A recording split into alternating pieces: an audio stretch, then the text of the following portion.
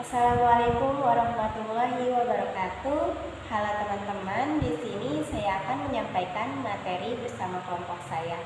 Sebelumnya, perkenalkan saya Rosila dengan NIM 18620500093 dan ada rekan saya yaitu Kak Ijah Aiza dan Kak Siti Solihah.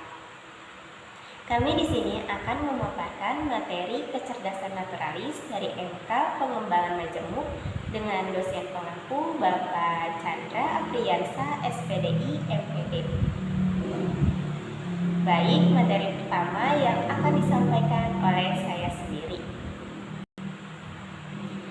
Pengertian kecerdasan naturalis. Kecerdasan ialah istilah umum yang digunakan untuk menjelaskan sifat pikiran yang mencakup sejumlah kemampuan seperti kemampuan menalar, merencanakan, memecahkan masalah, berpikir abstrak, memahami gagasan, menggunakan bahasa, dan belajar. Kecerdasan erat kaitannya dengan kemampuan kognitif yang dimiliki oleh individu. Kecerdasan naturalis pada intinya berkaitan dengan isi alam, yaitu baik flora maupun fauna.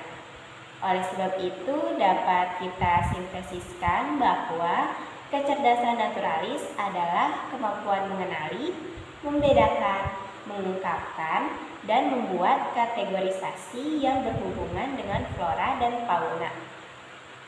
Flora yaitu tumbuhan, fauna yaitu binatang, serta benda-benda alam yang ada di lingkungan sekitar. Kecerdasan naturalis menurut Gardner 2009 adalah kemampuan untuk mengenali, membedakan, mengungkapkan, dan membuat kategori terhadap apa yang dijumpai di alam maupun lingkungan. Baik, selanjutnya di sini mengenai faktor-faktor yang mempengaruhi kecerdasan naturalis anak usia dini. Madyawati 2016, yaitu yang pertama yaitu ada faktor bawaan. Faktor ini ditentukan oleh sifat yang dibawa sejak lahir. Oleh karena itu, di dalam satu kelas dapat dijumpai anak yang bodoh, agak pintar, dan pintar sekali, meskipun mereka menerima materi yang sama. Yang kedua, faktor minat dan bawaan yang khas. Dalam diri manusia terdapat dorongan atau motif yang mendorong manusia untuk berinteraksi dengan dunia luar, sehingga apa yang diminati oleh manusia dapat memberikan dorongan untuk berbuat lebih giat dan lebih baik. Nah, yang ketiga atau yang terakhir yaitu faktor pembentukan, yaitu pembentukan yang direncanakan seperti dilakukan di sekolah atau pembentukan yang tidak direncanakan seperti pengaruh alam sekitar. Baik, selanjutnya yang akan disampaikan oleh Kak Siti Solihah. Ciri-ciri anak dengan kecerdasan naturalis. Anak-anak yang menampilkan kecerdasan natural sering terlihat awas pada keadaan sekelilingnya dan perubahan dalam lingkungannya sekecil apapun itu. Kepekaan ini didapatkan berdasarkan tingkat perkembangan persepsi sensorik mereka yang tinggi.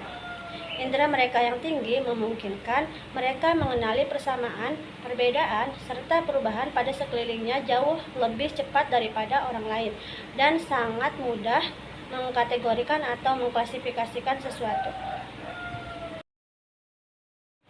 Ciri-ciri umum anak dengan kecerdasan naturalis adalah: yang pertama, dapat melihat pola dan irama dari sekelilingnya dengan mudah dengan mengamati perbedaan, persamaan, atau anomali.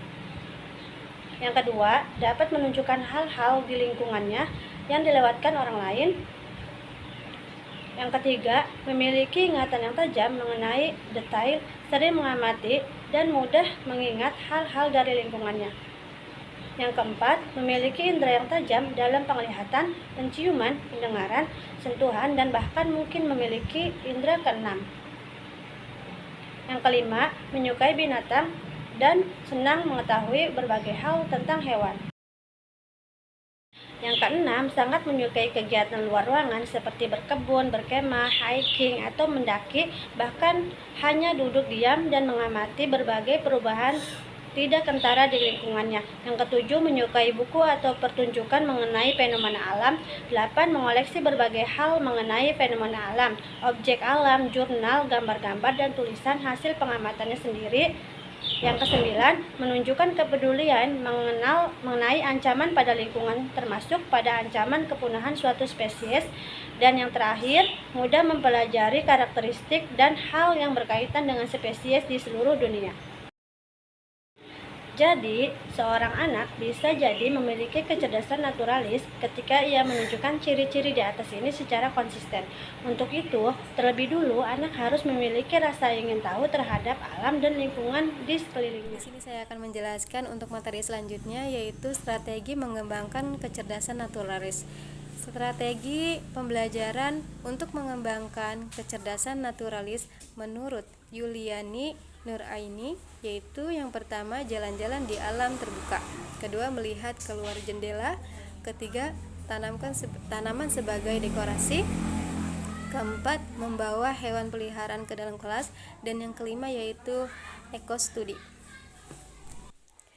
Selanjutnya yaitu strategi menanamkan kecerdasan naturalis untuk anak usia dini. Yang pertama yaitu kita bisa melakukan kegiatan mencari batu-batuan unik, mencari jenis batuan tertentu dengan ciri-ciri yang berbeda-beda, dari batu yang halus, kecil, berwarna putih atau berwarna hitam. Yang kedua yaitu